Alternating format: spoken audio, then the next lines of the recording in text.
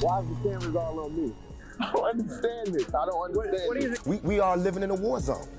It's not as easy as these people are making us think, that they just got some criminal black kids with guns. After taking 5 bullets inside a Manhattan studio, Tupac Shakur refused to stay in the hospital, bleeding, furious, and spiraling with paranoia. He rolled himself out, unaware that hidden cameras were capturing every second. That long-buried footage shows him caught between survival, revenge, and the beginning of hip-hop's darkest chapter. Let's get into it. The ambush that changed everything. On November 30th, 1994, Tupac pulled up 2 quad recording studios in Times Square, expecting just another session. The 23-year-old was deep in his creative prime, but what took place in that lobby would flip his entire life upside down and ignite the East Coast-West Coast tension that would eventually take him away. How are you this morning? The shooting went down around 12:20 a.m. as Tupac walked into the lobby. 3 men rushed him, and within seconds bullets ripped through his body. 5 shots hitting his head, his hand, and even his groin. This wasn't random. It was brutal, calculated, and it happened in a building filled with major hip-hop names, including Sean Diddy Combs and Christopher Biggie Wallace,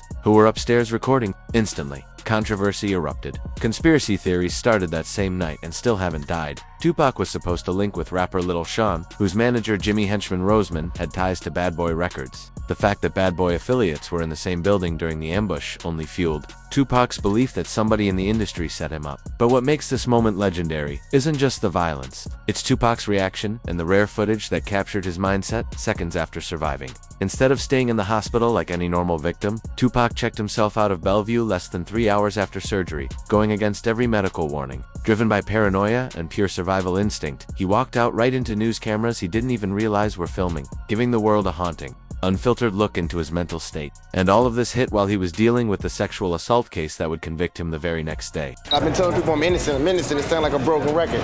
Maybe they'll believe me about the other stuff now, you know? Those sexual assault charges came from a 1993 incident at the Parker Meridian Hotel in New York, charges Tupac insisted he was innocent of, but the verdict landing immediately after an assassination attempt created a surreal, twisted moment that would shape the rest of his life. The court case, the shooting, and the paranoia blended into a single storm around him. To understand why Tupac reacted the way he did at Quad Studios, you have to understand how he saw the world. He believed he was living in a war zone. And in a war zone, you never sit still. That's why the hospital felt dangerous to him. Another vulnerable spot where enemies could strike again. So he forced himself out. And that footage of him in a wheelchair wrapped in bandages, clearly hurting but refusing to slow down, became one of the most iconic images of 90s hip-hop. The immediate aftermath showed Tupac's insane resilience and stubborn independence. Doctors at Bellevue had just performed emergency surgery for the head and hand wounds, and they wanted him under strict observation. Tupac wasn't having it. Between distrust, paranoia, and the court appearance waiting for him in the morning, he walked out. Against all advice, against all logic, it wasn't just toughness, it was Tupac's whole philosophy: survive by moving, trust nobody, and never let the world see you broken. The same reasons they need the riot hat, the riot jacket, the flak jacket, the double vest, the 9mm Glocks with extra bullets, the tear gas, the mace, all that. Who do you think the police is using that against? Dogs? So we fighting the same villains that they fight in the street. Tupac's mindset that he faced the same constant threats as law enforcement but without any protection justified his need to stay moving. Unpredictable and impossible to corner, even while seriously wounded. To him, the hospital wasn't safety, it was a trap. A place where enemies could finish what they started. News cameras caught Tupac rolling out of Bellevue Hospital in a wheelchair around 3:30 a.m. on November 30th, 1994. He was wrapped in heavy bandages, his head covered, his arms strapped in a sling. His face showed a mix of agony and raw defiance, an expression that would come to define his entire persona in the months leading up to his death. The footage wasn't staged, not planned, not controlled. Media crews had swarmed the hospital as soon as the shooting hit the airwaves, and they filmed Tupac's exit live as breaking news. What Tupac didn't seem to realize was just how clearly these cameras were capturing his condition and exact location. In an era before smartphones, a crowd of news crews meant massive exposure, yet the footage shows him either unaware of their full presence or simply too determined to leave to care. And that split-second disregard created one of the rarest things we ever saw from him, a completely unguarded moment that clashed with his usual carefully built public image. That wheelchair clip became culturally iconic for several reasons. First, it exposed Tupac's real vulnerability, cracking the invincible thug-life armor he wore. Second, it visually proved the shooting was no small incident. It was like third. It captured the moment when Tupac's suspicions hardened into direct accusations toward people in the industry. But maybe most importantly, that footage foreshadowed everything that would dominate Tupac's final years' rising violence. Public bravado layered over private pain, and a path that felt more dangerous by the day. Tupac, sitting in that wheelchair, heavily bandaged, yet refusing treatment, became a living metaphor for his entire existence. Wounded but pushing forward, hurting but never admitting weakness, and constantly moving even when the world tried to break him. His hospitalization and the immediate aftermath also exposed the tension between his public persona and his private reality. That duality, the disciplined artist versus the street soldier, became nearly impossible to balance after Quad Studios. The attack forced him deeper into the persona that brought both love from fans and deadly pressure from enemies.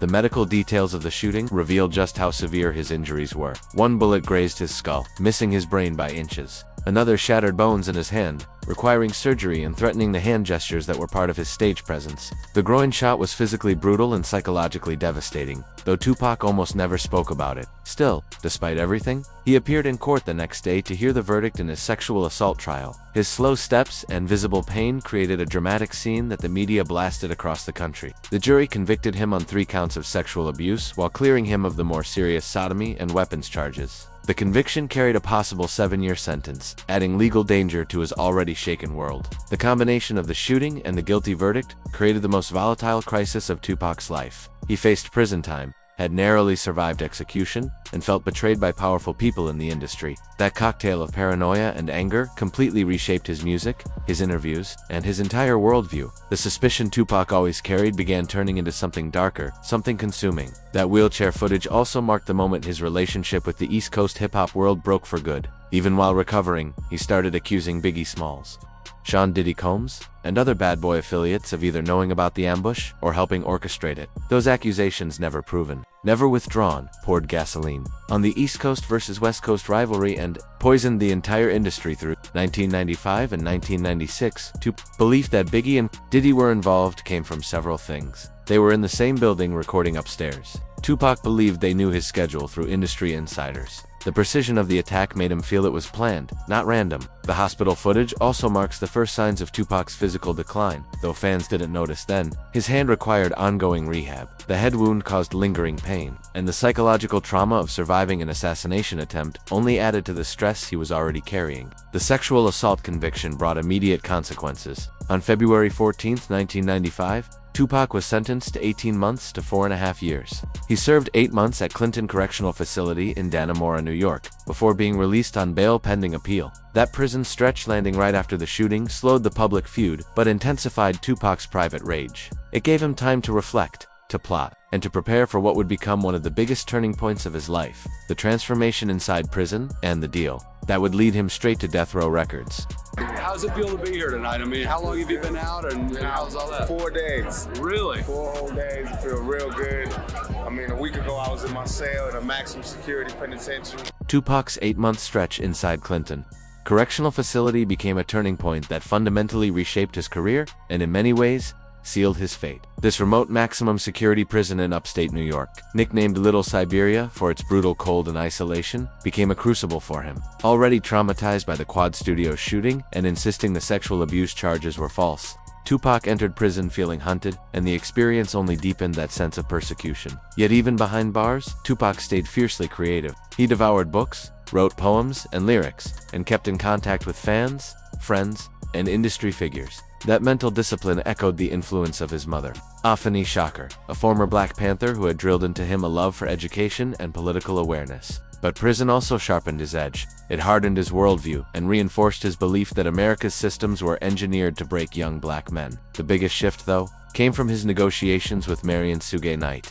CEO of Death Row Records. By then, Death Row was the most powerful force in West Coast hip-hop, built on Suge's mix of business muscle, street pull, and a reputation for intimidation. With Dr. Dre, Snoop Dogg, and other heavyweights on the roster, the label dominated both radio and the streets. Suge posted Tupac's $1.4 million bail, securing his freedom in exchange for a 3-album contract. The deal, struck while Tupac was desperate to escape prison, would be both explosive and tragic. Death Row gave him money, elite producers, and a massive platform. But it also dragged him straight into the label's wars with Bad Boy Records and the gang politics surrounding Death Row itself. Tupac's relationship with Suge remains one of hip-hop's most analyzed partnerships. On one side, Suge looked like a savior, the man who freed Tupac when the rest of the industry went silent. On the other, he was a ruthless businessman who understood exactly how valuable Tupac was. Their dynamic Suge, with the muscle and money, packed with the artistry and influence, created a combustible bond that defined Pac's final 18 months. Yes, I am gonna say that I'm a thug. That's because I came from the gutter and I'm still here. I'm not saying I'm a thug because I want to rob you and rape people and things.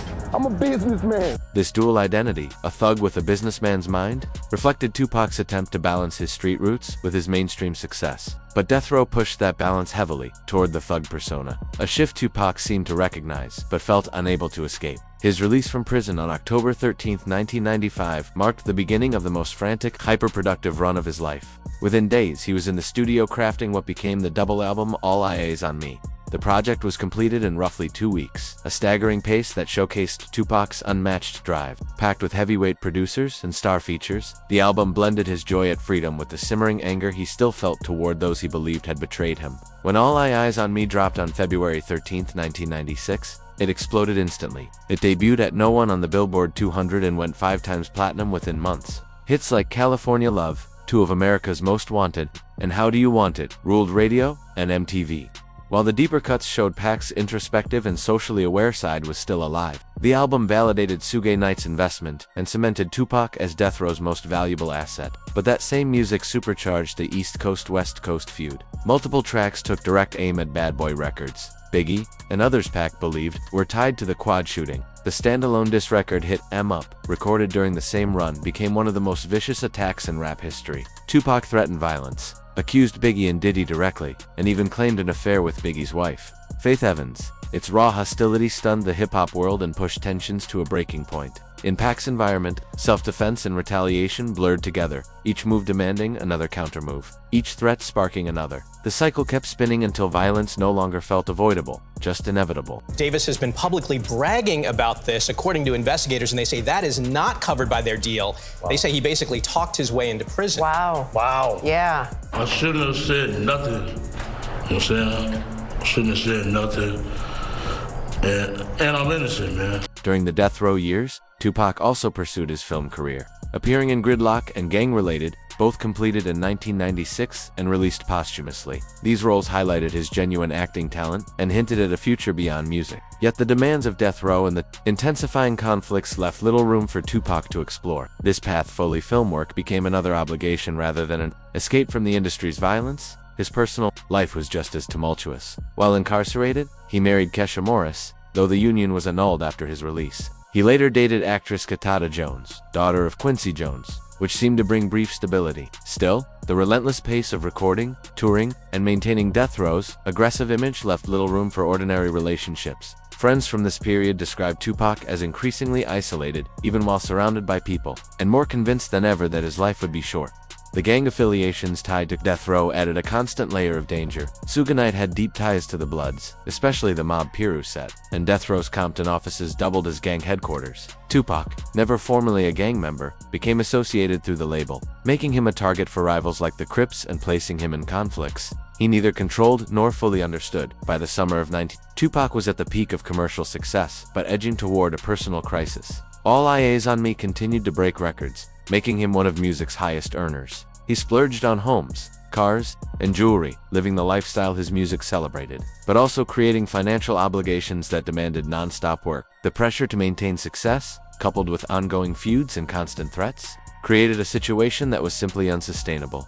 Yet Tupac's output was staggering. Beyond All Eyes on Me, he recorded material for multiple posthumous albums, worked on film projects, and developed plans for a production company and other ventures. The sheer quantity suggested a man racing against time, aware, perhaps instinctively, that life could be cut short. While the quality varied, the body of work testified to his relentless drive and commitment to leaving a legacy. Relations with other Death Row artists were complicated. Collaborations with Snoop Dogg and others yielded iconic music, but tensions over creative direction, commercial priorities, and loyalty to the East Coast-West Coast conflict created friction. Tupac's intensity and obsession with the Bad Boy feud sometimes alienated colleagues, adding another layer of stress to an already volatile environment. By late 1996, Tupac was contemplating a way out, discussing the creation of his own label, Machiavelli Records, and plans to fulfill his death row obligations before moving on. Whether he could have extricated himself from Suge's grip, with its financial leverage and violent associations, remains unknown, but those plans were rendered irrelevant. On September 7, 1996,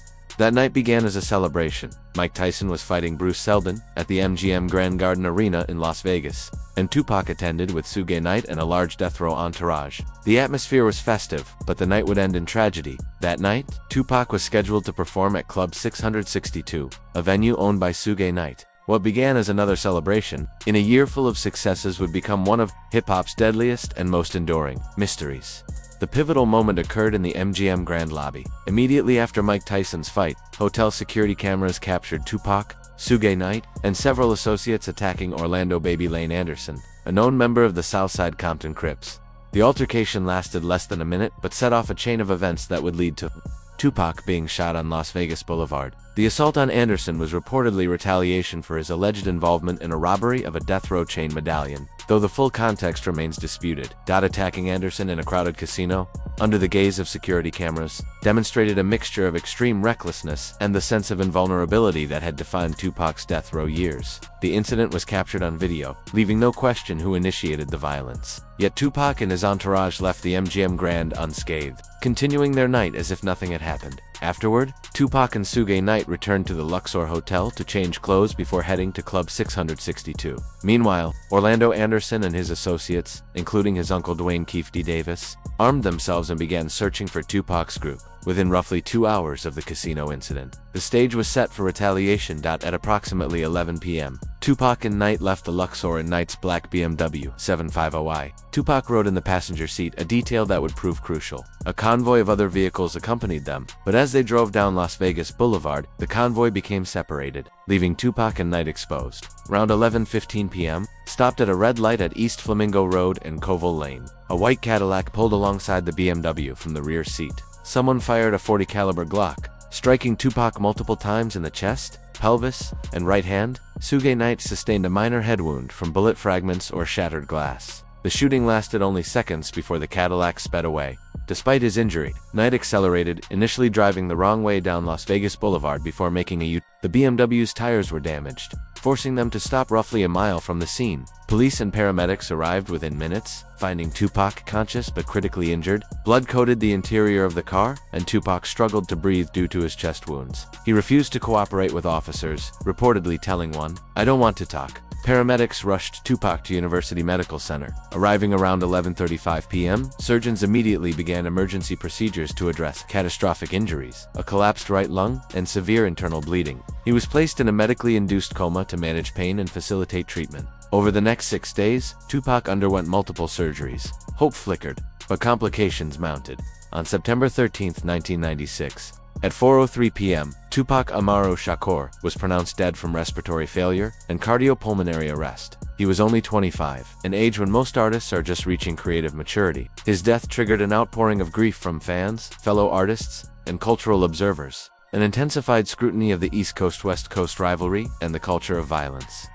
Surrounding hip-hop, questions immediately arose. Who ordered the shooting? How could it happen despite the MGM Grand incident? Would the cycle of violence continue? Investigations were hampered by witness silence, street codes, gang affiliations, music industry rivalries, and personal vendettas. The case quickly became one of hip-hop's most notorious cold cases. Orlando Anderson, widely considered the primary shooter, denied involvement when questioned. He was killed in an unrelated gang shooting in Compton in May 1998, taking any first-hand knowledge of Tupac's murder to his grave. For over 2 decades, the investigation remained essentially dormant until 2018, when Dwayne Keefe D. Davis, Anderson's uncle, began giving interviews and published a memoir admitting he was in the white Cadillac and provided the gun used to kill Tupac. Dwayne Keefe D. Davis claimed he had been granted immunity during earlier investigations, though the scope and validity of that immunity would later be disputed. His public admissions created a prosecutorial opening that Las Vegas police had lacked for decades. Combined with evidence collected over the years,